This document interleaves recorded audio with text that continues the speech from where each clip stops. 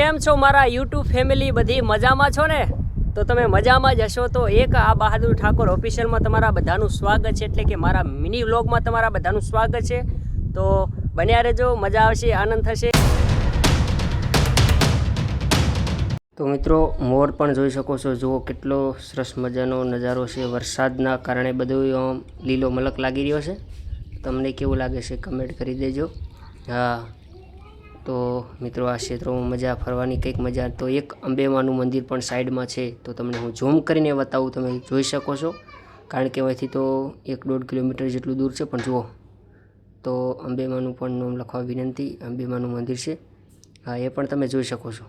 હા, હું ગમે ત્યારે શૂટ કરી અને માતાજીનું મેકતો હોઉં છું. હા, તો જય મા અંબેમાં લખી દેજો.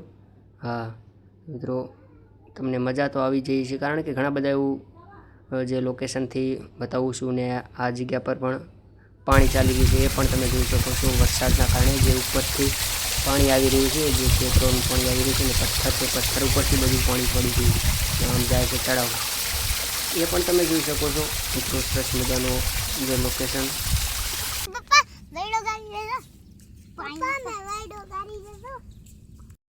તો મિત્રો, અમારે છોકરાઓની રમત જુઓ, તમે જોઈ શકો છો. શું કરો હર્યા નેનુડી? હા, સાયકલ શીખવાનું ચાલુ છે. મહેન્દર, તું એલા સુનિલ, તું શું કરે રહ્યો? સાયકલ શીખી રહ્યો. બરોબર. આહા, એલા એ મેદુ સાયકલ આકવી છે. સાયકલ આક. રન. લાઈક કરો, કમેન્ટ કરો. તો મિત્રો, આ જે તમને બધું લોકેશન બતાવવું હોય તો તમને બધાને દેખાતું જ હશે. એટલે કારણ કે મારો વિડીયો મેં શૂટ કર્યો હતો અને 200 સબસ્ક્રાઈબર હતા ભાઈ.